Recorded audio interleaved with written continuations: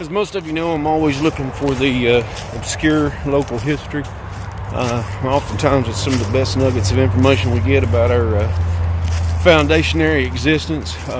As we speak, I'm walking up on something I was both shocked to learn about and excited to see for the first time.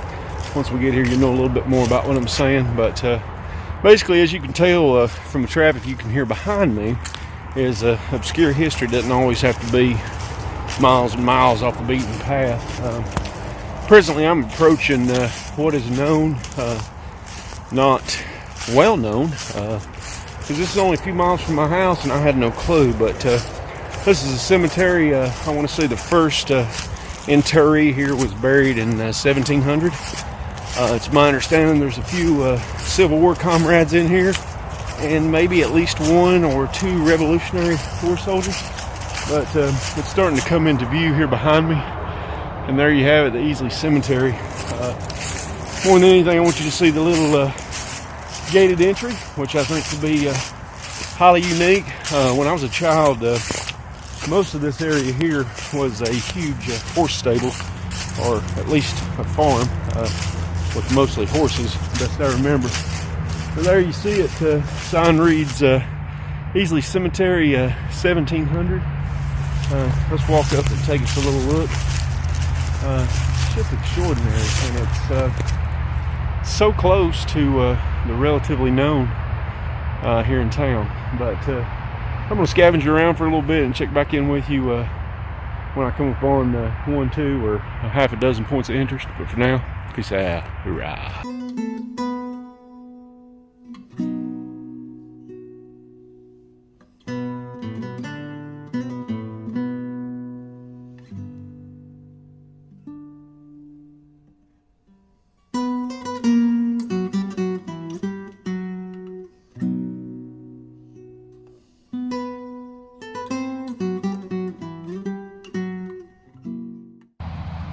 Life was really tough back in the day. Nothing could really be taken for granted, as this particular stone indicates. This is that Evelina, daughter. It is a daughter. It's about all I can make out of it at first glance, but born January 9th, 1846, died June 5th, 1846. A lot of infants in here, so nothing was just readily assumed back in the day. I'm going to say there's probably as many children in here as there is adults, but just quite amazed that this is even in here. And here next to this one is another infant child. Outstanding little place. Just really shocked that in my near 50 years, 5.5, 6 miles from the house, I never knew this existed. But shocked nonetheless. I'm going to spend some time here and do a little bit of inventory as far as numbers and identities and what I might be able to stitch together with what I already know. But it's just quite amazing. Many of the stones in here are flat form poured. I don't think engraved at all, even originally, at least probably half a dozen that I can tell. You've got some that come straight up out of the trees that were obviously not here at the time. But I'm going to continue to investigate this little nugget. For now, peace out. Hoorah.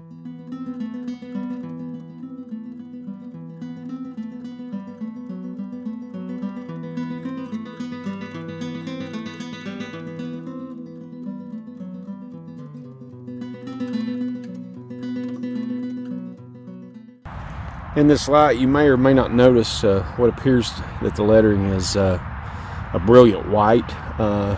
For those that don't know, often when you're looking at old cemeteries and are unlegible, from my knowledge, it's not damaging, but I elect to leave them as I find them. But this is a case where somebody's taken regular flour, white flour, and they've dotted it all over the stone in order to make the letters more clear.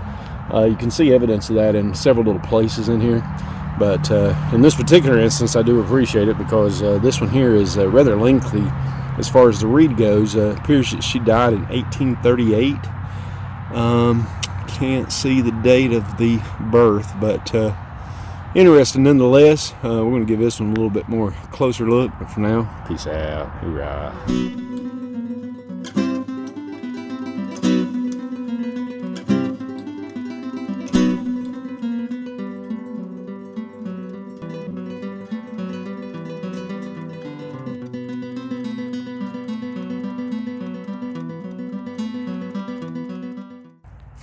Effectively, I counted 27 stones, most unmarked, of course. But I've seen a inventory of more than 35 memorials here. So I'm going to assume over the years some of the stones have been vandalized, perhaps stolen. You'll occasionally see people possess these things, not particularly these, but when I was in college at Emory, for some silly reason, at least a group of people thought it was kind of cute to steal and possess historic stones. But anyway, never did really understand that motivation, but it's quite the treat today.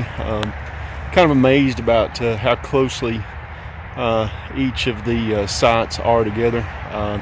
Appears to be about as many infants and children as there is adults, but quite unique nonetheless. But just parting shot before I head out for now. Peace out. Hoorah.